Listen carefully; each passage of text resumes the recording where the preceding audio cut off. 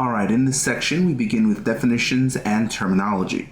Note that in this section we don't actually begin looking at concepts of differential equations, rather we simply look at definitions and terminology that will be necessary in coming sections. So let's begin with a definition. What is a differential equation?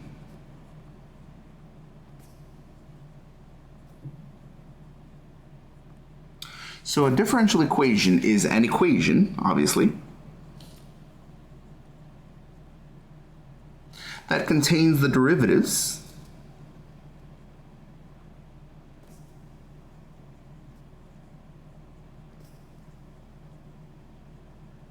of one or more unknown functions.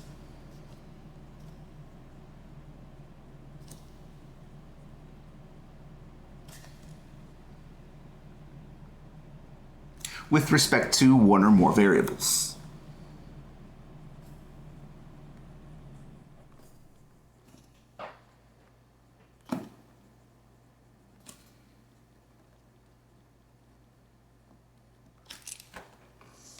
Okay.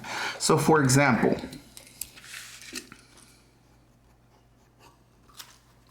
if you take the derivative of a function y, which we don't know what y is right now, but it's some function, if you take the derivative of y with respect to x, that's equal to 2xy. In this equation, you have a variable, x, you have a function y, without knowing what that function is, and the derivative of that function. Here we use Leibniz notation, but of course you may also be familiar with prime notation, which is also perfectly acceptable. You can rewrite this as y prime equals 2xy, like that. Now, when looking at differential equations, we can classify them by three different categories: type, order, and linearity. Categorizing a differential equation is the first step in figuring out an appropriate way to solve that equation, so it's a good place to start. Okay, so when we classify differential equations, we may classify them by type. Okay, what do we mean by type? Well, we're going to have two different types, in this course we're going to be looking at primarily the first type. The second one will appear once or twice throughout the semester. The primary type that we'll be looking at are ordinary differential equations.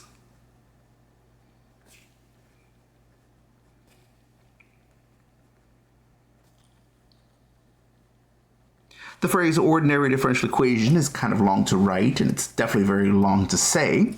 So often it's abbreviated as just the initials ODE. So we'll often say, oh, we're going to solve an ODE, meaning an ordinary differential equation.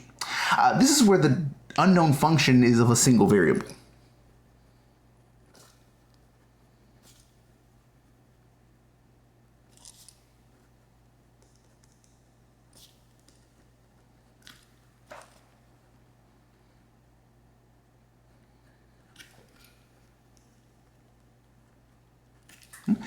So, for example, the one we saw just above would be an example of an ordinary differential equation, where the function y is a function of just x. It's not a function of x and p and w, it's just a function of x.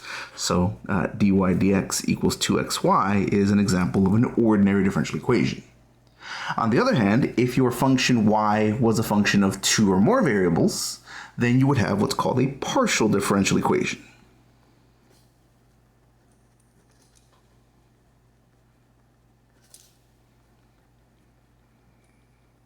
And again, that's a long thing to say, and it's an even longer thing to write. So these are often abbreviated as PDEs, partial differential equations. And again, this is where the unknown function has multiple variables. At least two, can be 3, 4, 5, whatever.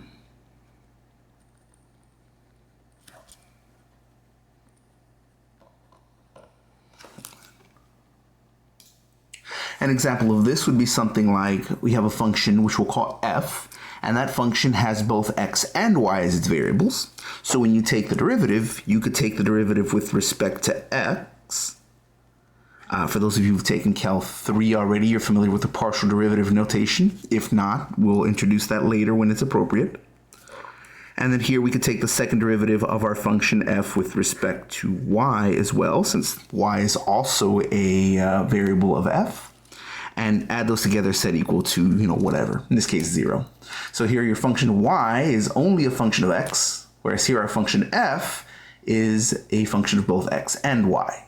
And this would be an example of a partial differential equation. Okay?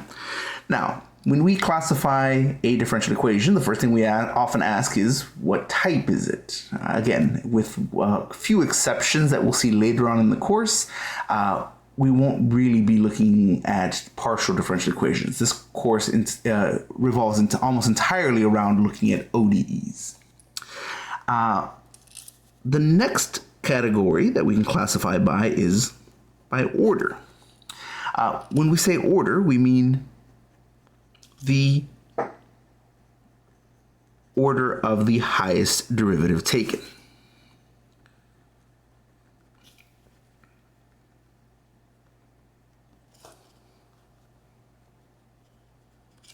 So for example, if my equation is y prime is equal to 2xy, I have a function which we're calling y, and I'm taking its first derivative.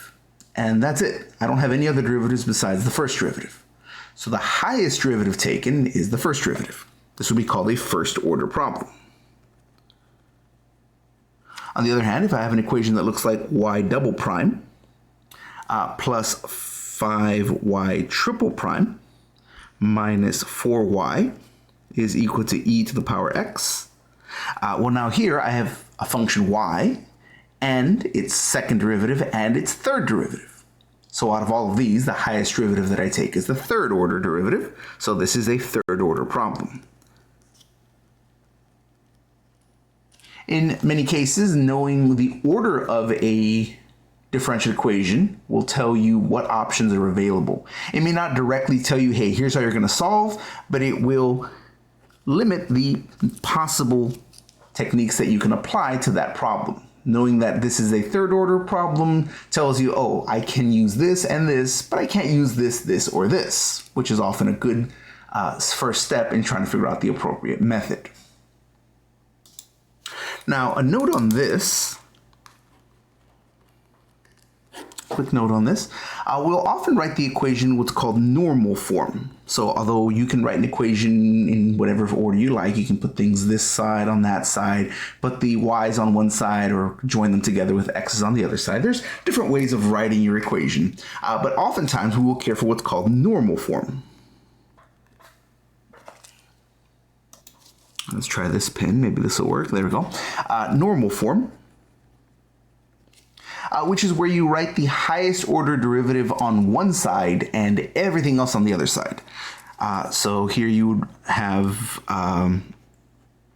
like this. Okay, well that's the highest order derivative there. That's the y to the third derivative, the third derivative there.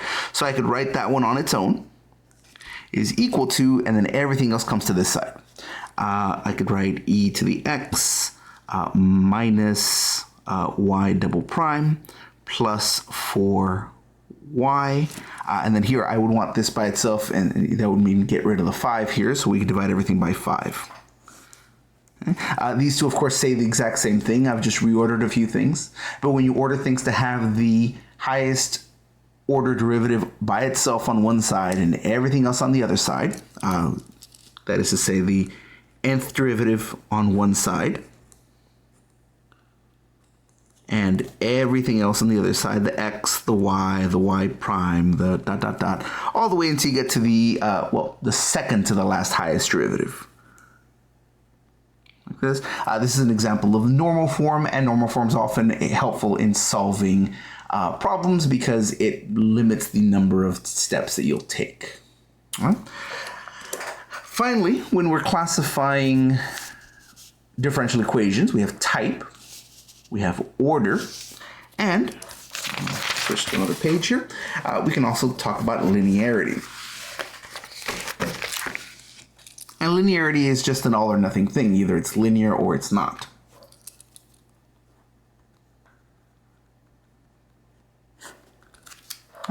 So a differential equation is linear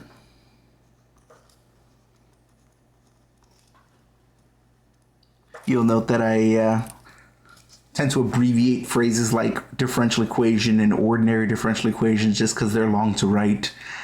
Here, diff EQ or diff EQN, differential equation. You'll usually see me use this shorthand. A differential equation is linear if it can be written. Doesn't mean it's automatically written that way. It just means you could reorder it so that it could look like this. So that it can be written of the form a sub nx times the nth derivative of a function y with respect to its variable x. Here, of course, we're looking at ordinary differential equations. We're not looking at partials here. Plus a sub n minus 1 x times the n minus first derivative of y with respect to x, plus dot dot dot. You would have the nth derivative, the n minus first, the n minus second, on and on and on, until eventually you reach something like a sub 1 of x times the first derivative of y with respect to x, plus a sub 0 of x times y is equal to some function of x, which we'll call g of x. Note that here the subscripts simply are telling you this function is being multiplied by that order of derivative. So a sub n gets multiplied by the nth derivative, a sub n minus 1 gets multiplied by the n minus first derivative, all the way down to a sub 1 gets multiplied by the first derivative. A sub 0, there's no derivative there, that's just y. Okay?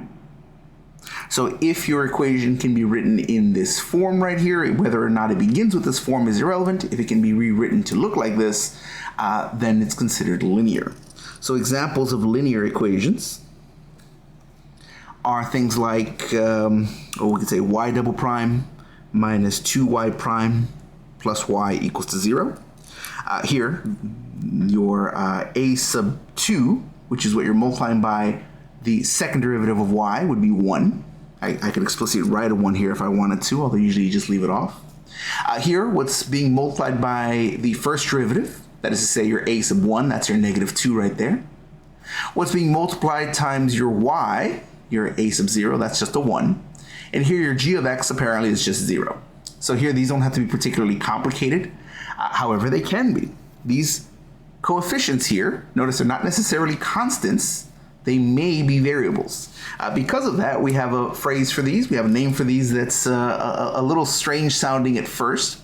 Up until now, you've heard the word coefficients for the thing that's in front of the variable, right? But a coefficient is always constant. Right? You have some, if you think back to just algebra and trig, things like that, you might have something like 3x squared plus 5x plus 4 is equal to, whatever.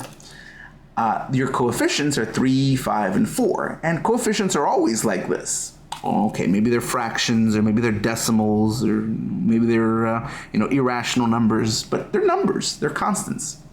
It's not the case anymore. Here, these coefficients might be constants the way they are here, or they might be variables, might be variable functions of x. Because of that, this a sub n minus 1, a sub 1, a sub 0, all of these have a name that is at first a little bit awkward sounding because they sound like a contradiction, but these are called coefficient functions. These are our coefficient functions.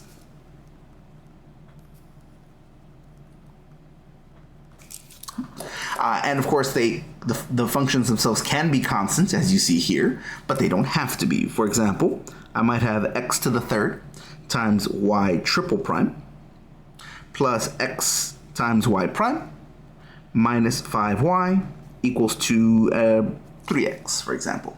And now our coefficient functions are going to be x to the third, x, and negative 5. One of them is a constant, but seemingly the other ones are not. So here we have examples of what are called linear differential equations. One more example, which looks a little different. If we have something like y minus x dx plus 4x dy is equal to 0, this is also considered to be linear. Say that does not look at all like what we had before. In fact, you have differentials here, not derivatives. Well, that's true, but again, it doesn't have to start off that way, as long as it can be rewritten that way. Because after all, this can be rewritten from the differential form into, well, let's see, let's leave this there. Let's go ahead and bring things over and divide out. And here this can be rewritten as 4x dy dx. Let's see, that's a minus when I bring it over, so that'll be plus y equals x.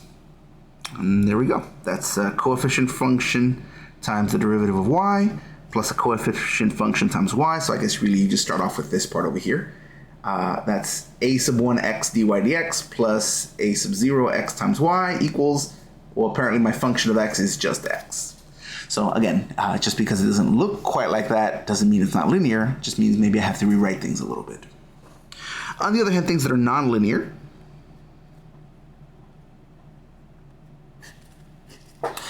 you might have something like y minus x times y prime plus 2y equals e to the x. You might have something like y double prime plus e to the y prime is equal to 0. You might have something like y double prime plus y to the third power equals to 0. And all of these are nonlinear. Oops, there you go. All of these are nonlinear, and let's highlight why they're not. First of all, the coefficient function should be a function of just x. Right here, my coefficient function is 2, which technically is a function of x. It's a constant function. But this coefficient function is not. Look, it's not a function of just x. It's y minus x. So because this y sneaks into the coefficient function, then this is not linear. Doesn't mean it's not a differential equation, just means it doesn't fall into the linear category. Second of all, notice that these derivatives are always being multiplied by a coefficient function. And that's it. You're never doing anything to these derivatives other than multiplying them by something. Notice right here, the derivative is being exponentiated. It's not being multiplied by e. It's e to the y prime power. Yeah, that's not allowed. So because of this right here, this is not going to fall into the category of linear. And then right here, this is probably the easiest one to note. In fact, this one's the one that looks most like its namesake from algebra. This is nonlinear because it's literally just not linear, not a first power, right? Notice that the y prime, the y double prime, y triple prime, they're never supposed to have any powers on them. You can take derivatives, but no powers. And right here, you take a third power of y, and again, that's not allowed under the definition. So here, this would be nonlinear. All right, so now let's proceed to another definition here. Okay. What do we mean by solving a differential equation? Well, it obviously means to find the solution. Well, yeah, but what's a solution? After all, with regular equations, what I'm trying to solve for is I'm trying to solve for the variable. But here, there's like a variable, there's a function, there's a derivative of a function. What am I solving for? So here, a solution to a differential equation. And again, I like to abbreviate because differential equation is long to write. A solution to a Diff is any function we'll call it phi, is any function phi which is defined,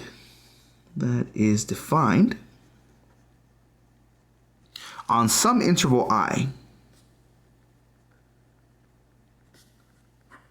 Some interval I, and has at least n derivatives.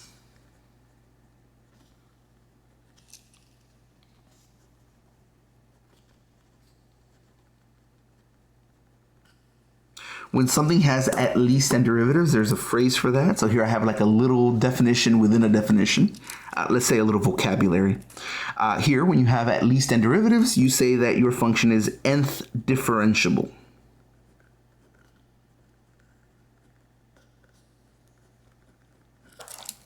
So you have a function that is defined on an interval and has at least n derivatives, which, when substituted into the equation,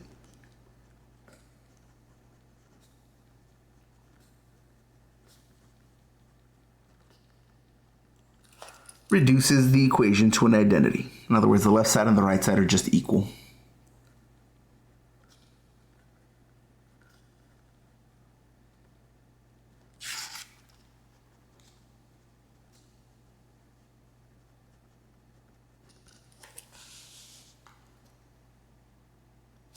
So for example, start off very simply. We saw a example at the very beginning, the very first example that I gave here at the top. Y prime equals 2xy. Okay? So if I have y prime equals 2xy, I'm not about to show you how to find the solution. Right now we just want to talk about what a solution looks like. We'll talk about how to find solutions really pretty much for the rest of the course. But note that if y is equal to e to the x squared, okay, then y prime is, okay, well, let's see. If I take the derivative of e to a power, I just get the same thing again. And those Cal 1 results. Oh, but then the chain rule says take the derivative of that function, of that x squared, and multiply it in. So that'll be times 2x. Okay, the derivative of e to the x squared is itself times the derivative of x squared.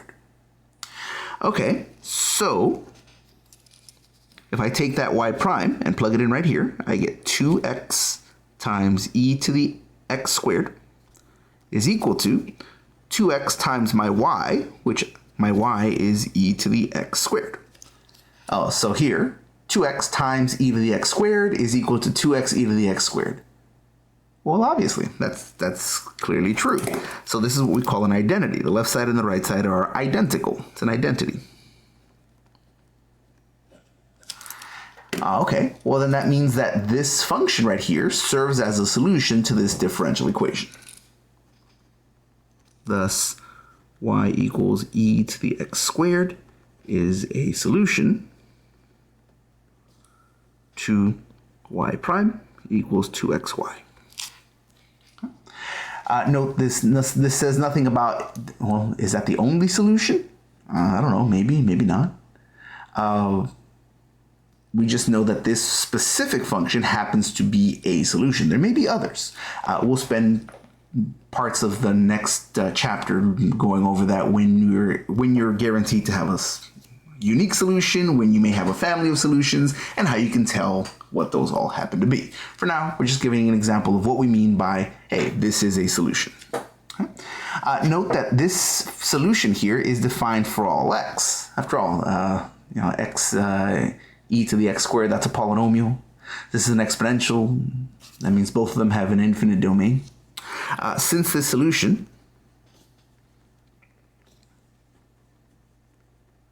is defined on all x, then we say that the interval of definition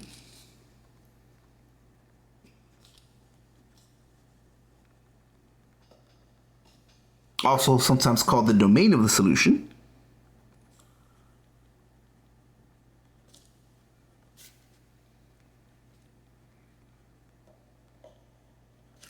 is going to be all real numbers from negative infinity to infinity. So again, a little vocabulary. Whenever you find a solution, the interval over which it is defined, which in the definition we call the I, that is referred to as the interval of definition or the domain of the solution. One thing to note here, make a separate note here. One thing to note, 0 would also work as a solution here. Right? If I said y is equal to 0, if y is equal to 0, then y prime is equal to 0, because after all, the derivative of any constant is 0. 0 is a constant, so its derivative is 0. So y prime would be 0. That would equal to 2x times y, where y would be 0. And sure enough, that's an identity. Right? 0 equals 0. So that means 0 is also a solution. This happens a lot, actually. 0 is a solution to lots of differential equations. However, the solution of 0 usually doesn't tell you anything about the nature of the equation. And an application, it generally doesn't tell you anything about the application. It simply tells you 0 equals 0, which is just kind of always true, right? So because of that, the solution y equals 0 is one that appears very often. It's very easy to confirm or deny, and often is not helpful or meaningful in any way. Because of that, we have a name for that. This is called the trivial solution. Y equals 0 is the trivial solution. Basically, yeah, it's true, and that was easy to find, but so what? It doesn't help. This also confirms one other thing, though. I mentioned earlier, that nothing says that this is the only solution to this problem. It only says this is a solution to this problem. There may be others. Well, in fact, here we confirm there's definitely at least one more. The trivial solution is a solution, but there may be more than just those. All right, our next definition. Let's say you had a differential equation which you managed to solve. Now, let's say you graph that solution. All right, so definition, the graph of a solution, oops, I don't know how to spell, let's try that again, of a solution phi of an ODE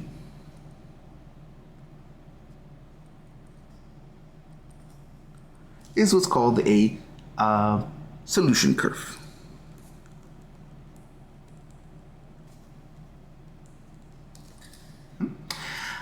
Now, there's a small but subtle and kind of important distinction here. You might think, okay, so once I find my equation, then I just graph that, like the way I did in algebra or trig? Well, yeah, pretty much. And then just that'll automatically be my solution curve? So then why do we have a different name for it? Why don't we just say it's the graph of the function f, or the graph of the function phi, or whatever you want to call it? Well, there's a small but important distinction here. And in order to highlight that distinction, make a quick note of this. Remember that phi has to be the solution to a differential equation, which means that it must be nth differentiable. That was part of the definition. In order to have a solution, you must be able to have as many derivatives as you might need for your problem. Okay? So, since phi is a solution to an ODE, then it must be nth differentiable. Whether that's first differentiable, second, fifth, whatever, it must be differentiable up to some order.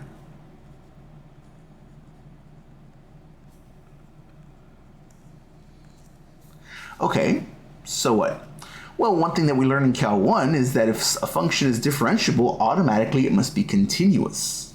Okay, so phi is continuous wherever it's defined. Continuous on its domain. Okay. All right, sure. Yeah, that's clearly true. So what? Well, for example, go ahead and consider the following problem. Let's say we have the first order linear equation that looks like xy prime plus y equals to 0. Okay, if y is equal to 1 over x, then I could take the derivative, y prime is equal to negative 1 over x squared. Okay, so I could take my x times my y prime, which is all of this stuff. Oops, that should be an x. Okay, plus my y equals 0. And let's see what we get. Here, this x divides out one of those x's. Leaves me a minus 1 over x plus 1 over x is equal to 0. And sure enough, that works. That's an identity. The left side is equal to the right side. 0 equals 0. So clearly, y equals 1 over x is a solution to this problem here, to this first order ODE. Okay, so now let's say someone were to ask you, well, what's the solution curve? He would say, oh, well, I know my solution is 1 over x, so I would graph that. I would come over here and I would graph 1 over x, which I remember from my algebra days, right? When I took algebra, I remember this, I think this is called the reciprocal function. And it has this graph here, and of course it's undefined at 0 because you can't divide by 0. But otherwise it looks like this. And there you go, there's your graph.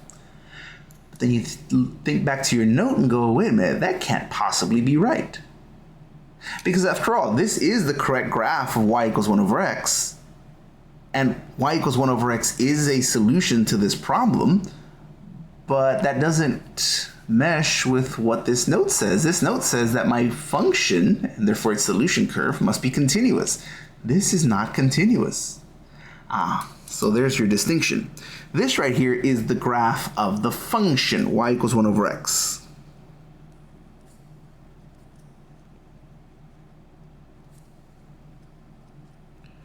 In order to graph your solution, in order to find your solution curve, you can't take the entire graph of this. Because if you try to take both pieces, that's going to violate one of the basic properties of differentiable functions. That is to say, they have to be continuous.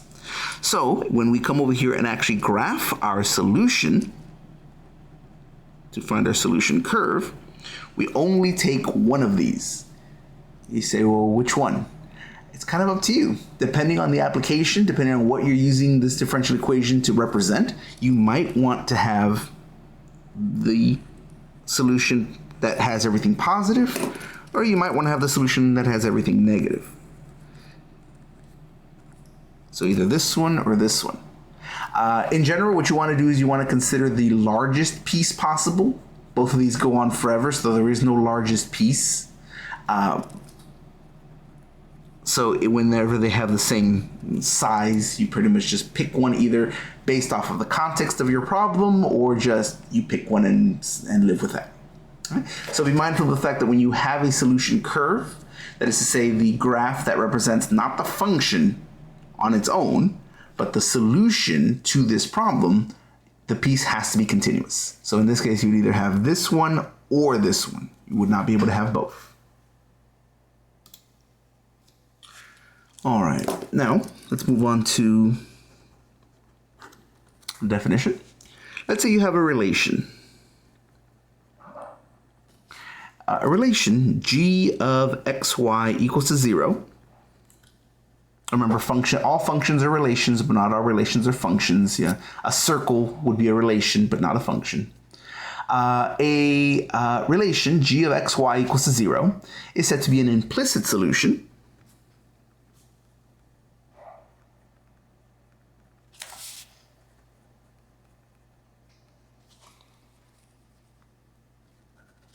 of an ODE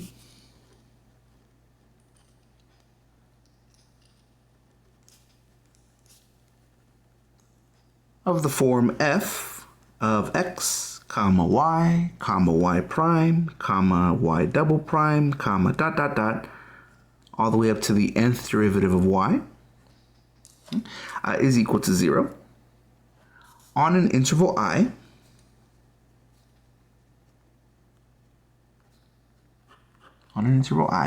if there exists at least one function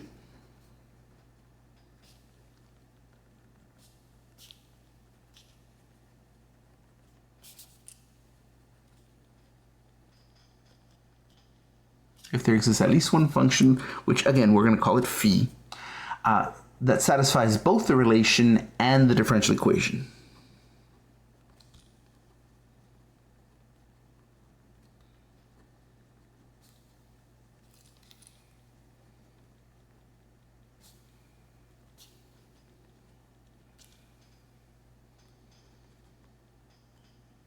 And the differential equation.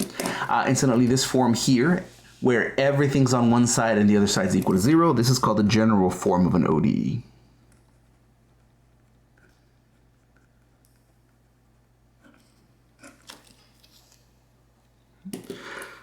So for example,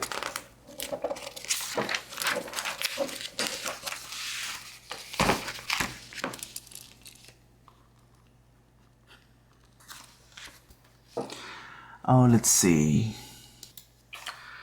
So for example, we'll go with 1 plus 2x squared y. 1 plus 2x squared y minus y squared equals 0. This is an implicit solution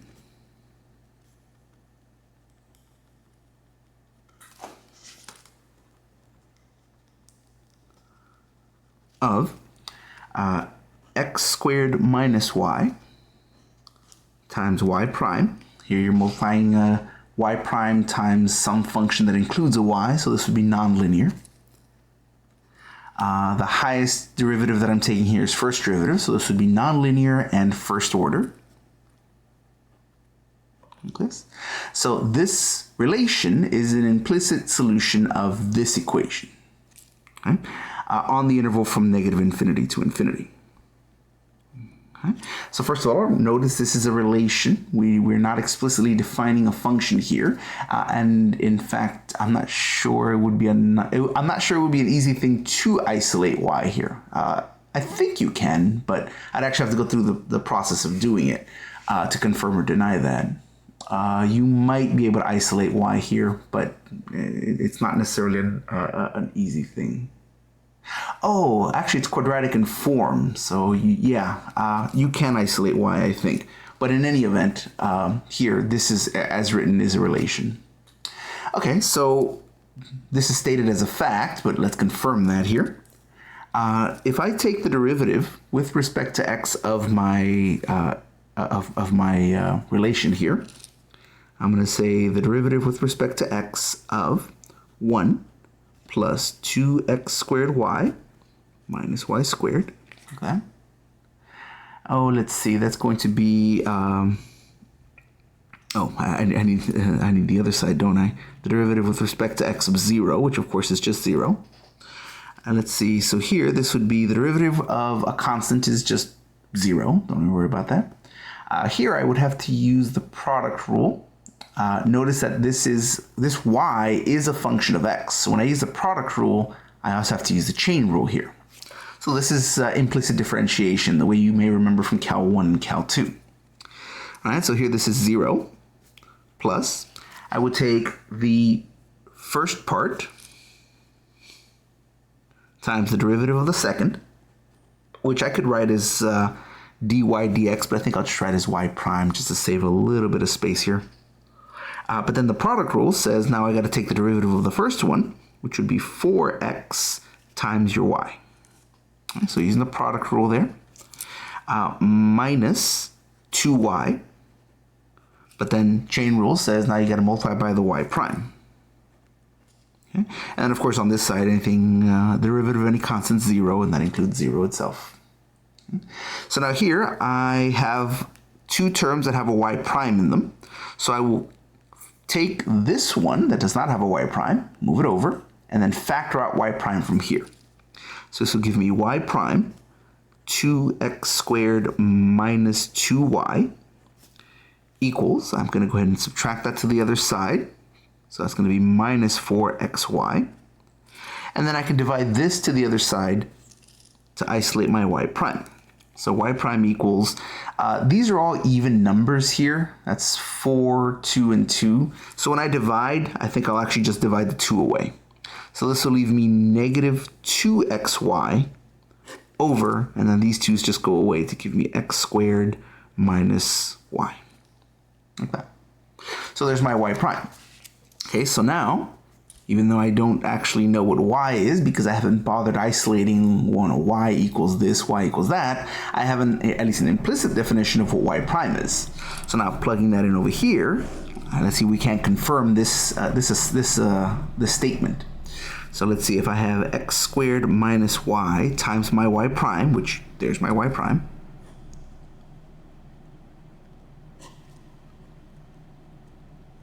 that's supposed to equal to negative 2xy.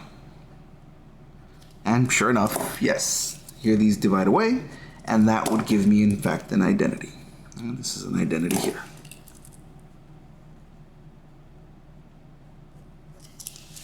All right, so here we have an implicitly defined function. It is in fact a relation.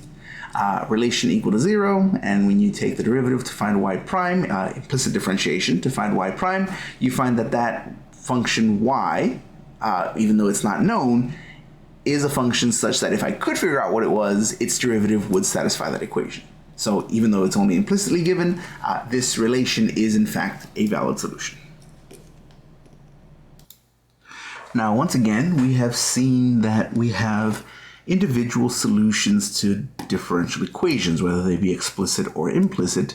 But again, we haven't really delved into how many solutions are there likely to be. Is there only going to be one solution? Or if there are many, what are those going to look like? Are they related, or are they just random solutions that we have to find individually? So with this next note, we start to get a little sneak peek into how that will work out. So solutions to differential equations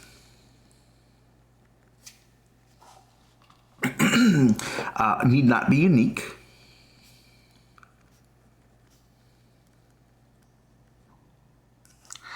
In fact, we often have them organized as families.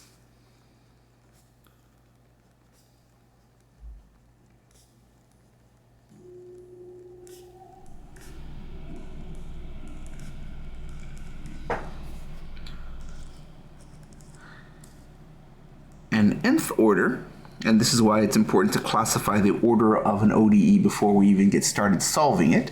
An nth order differential equation will have n constants in a family of solutions. Will have n constants in a family of solutions. And that family is called an n-parameter family of solutions.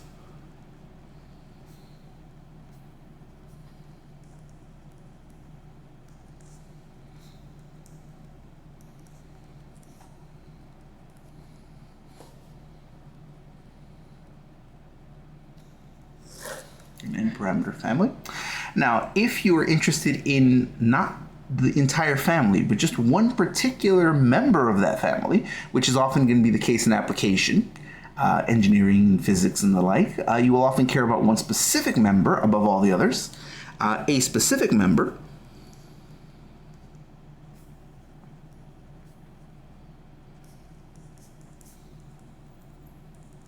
of a family of solutions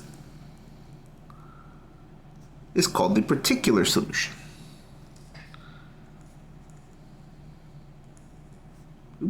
Particular solution. It's a particular solution. So for example, let's say we have the equation y double prime minus 4y prime plus 4y equals to 0. This is a second order, because the highest derivative you have is the second derivative. This is a second order linear. Notice the coefficients are only functions of x. In this case, constants are functions of x. And there's these are ordinary derivatives. So this is a second order linear ordinary differential equation. Okay, so I've started by classifying it. By having classified it, I've described what it is, but I also now know something about its solution. That is to say, since it is a second order problem, I will have a two-parameter family of solutions. That is to say, once I finish solving it, the solutions will fit into a pattern that varies only by, at most, two constants. In later sections, we'll of course see how to solve that ourselves, but for now, we're going to be given a solution, and we're going to confirm that it in fact is a solution and see how those parameters work. So here, this has solutions that are given by y equals c1 e to the 2x plus c2 times x e to the 2x on the interval from minus infinity to infinity.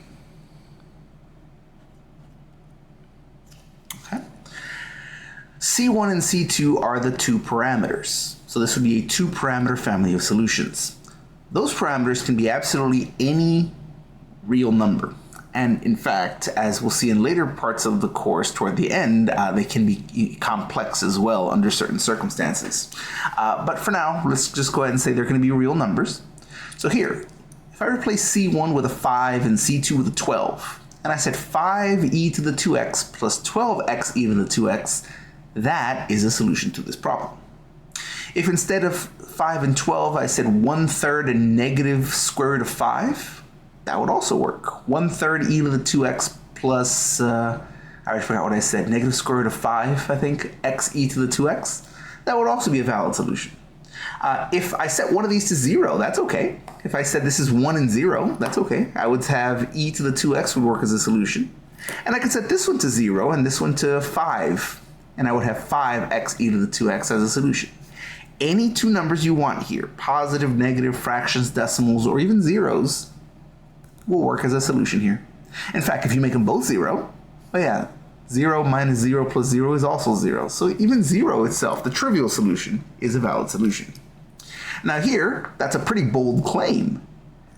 So you can literally plug in any numbers here? Yeah, that's right. Fractions, decimals, whole numbers, positives, negatives, doesn't matter? Yeah, that's right. Okay, well, let's prove that. Let's confirm that that's not just obviously 0 works, but let's confirm that this would work for any values. Okay? We're saying this is the solution.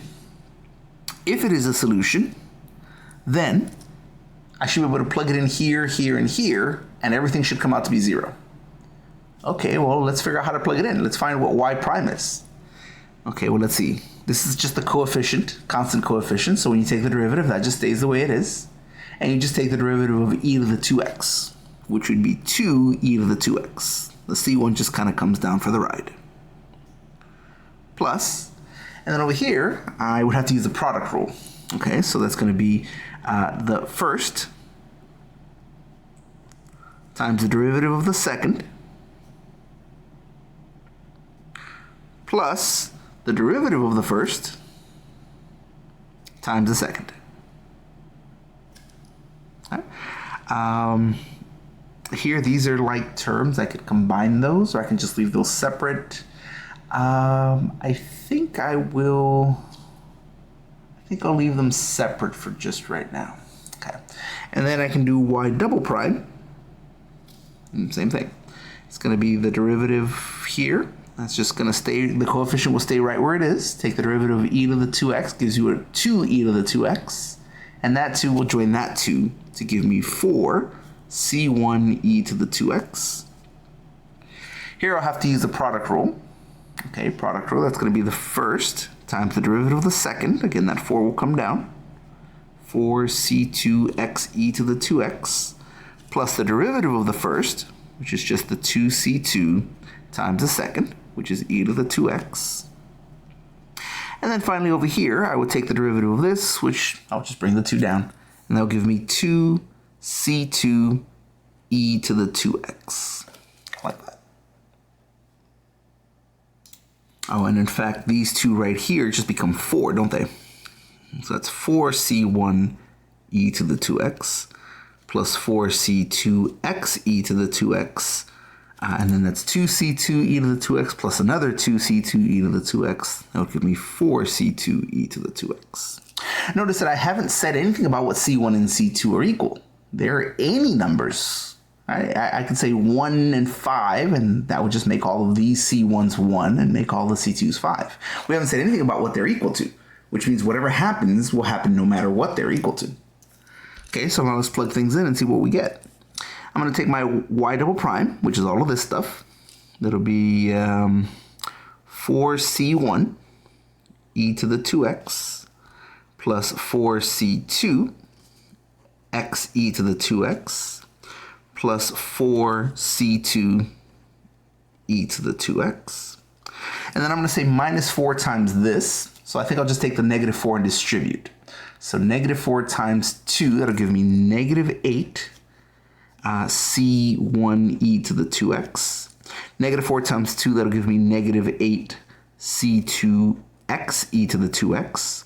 And then negative 4 times c2 will give me negative 4c2 e to the 2x. And then plus 4 times my y, which, again, I'll just distribute the 4 here. So it'll give me plus 4c1 e to the 2x, and then plus 4c2 e to the 2x. Okay. Well, now let's combine terms here. Let's see if there's anything that combines. All right, here. 4c1 e to the 2x combines with 4c1 e to the 2x. And that'll give me 8c1 e to the 2x. And then here I have a minus 8c1 e to the 2x. And so those all cancel out. Okay. Here I've got 4c2 x e to the 2x.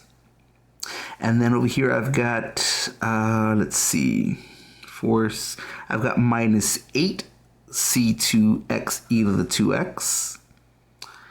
And then I've got a typo is what I've got. When I distributed my 4 here, that was 4c1 e to the 2x. And then here it should have been 4c2 x e to the 2x. I left off an x right there. There we go. So now these are all like terms. So 4 plus 4, that'll give me 8c2 x e to the 2x minus 8c2 x e to the 2x. And so those all cancel out. And then finally these right here, I've got a 4c2 e to the 2x minus 4c2 e to the 2x, and those cancel out. And that gives me 0. So in the end, all of this, assuming I plugged in these values for y, y prime, and y double prime, this all collapses to give me 0 is equal to 0. Oh yeah, that's an identity, and that's what we mean by a solution to a differential equation. The left side of the right side should be perfectly equal, should perfectly match. It's an identity. So then that means that, sure enough, this is a solution. But again, notice that we never actually specified what C1 and C2 are equal to. For any values of C1 and C2, this becomes 0.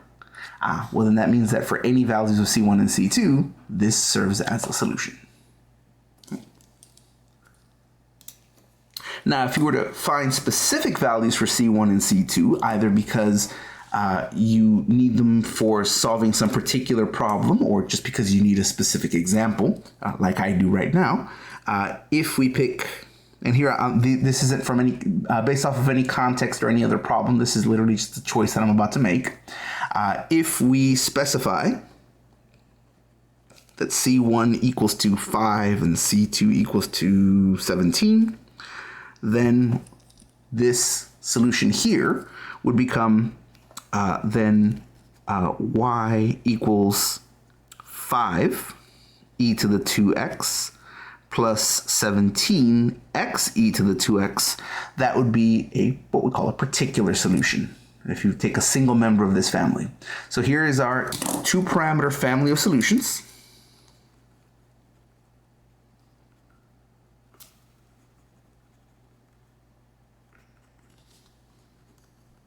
Where the 2 parameters are the C1 and the C2.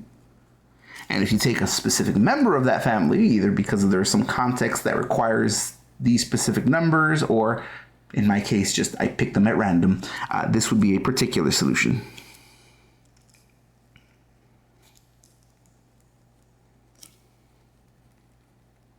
To our problem.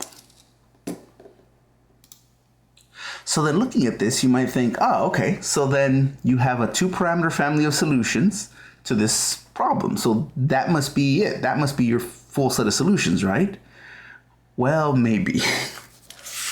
In our next note, we'll make it a little more apparent that although this now allows us to have an idea as to what type of solutions we'll have, that need not necessarily be the end of the story.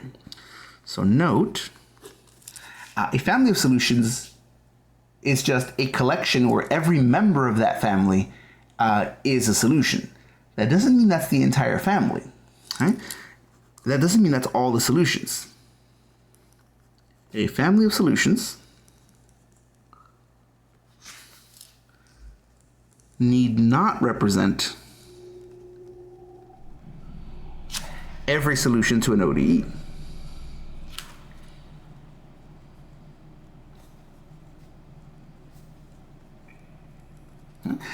For example, if my last name is Hernandez, right? So if I said, my family is the family, the family of Hernandez, sure, except my wife's name is not Hernandez, or her name is Tran.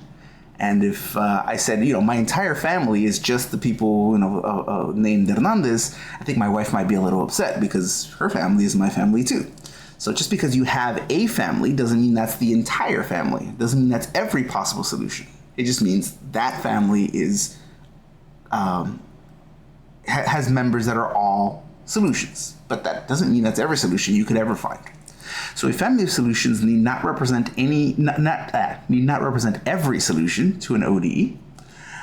Only be such that every member is a solution.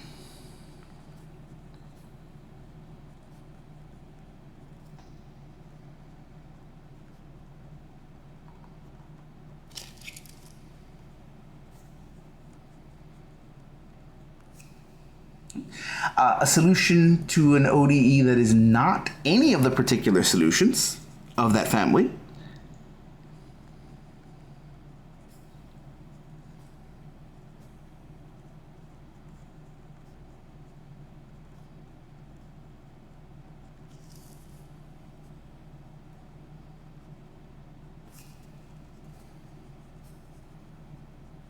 that is not a solution, that is not a member of the family of solutions,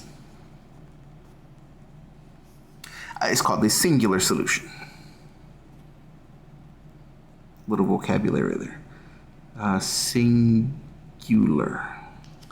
solution.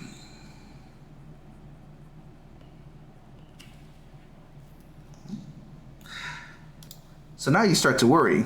Okay, so even if I find a family of solutions, that still is not the end of the story. So what hope do I ever have of finding all solutions to a problem? In later parts of the course, we'll verify that, in fact, if you take combinations of these families, you'll form bigger families. Eventually, as long as you know where to look and when to stop, you'll eventually be able to combine enough families of solutions to form the full solution. That is to say, the solution that includes every possible solution that could exist. That kind of solution is called the general solution, and it is the ultimate goal of our studies here, to find general solutions to ODEs. Right. So that is it for this section on definitions and terminology. And if there are any questions, comments, or problems, please reach out and let me know. Have a nice day.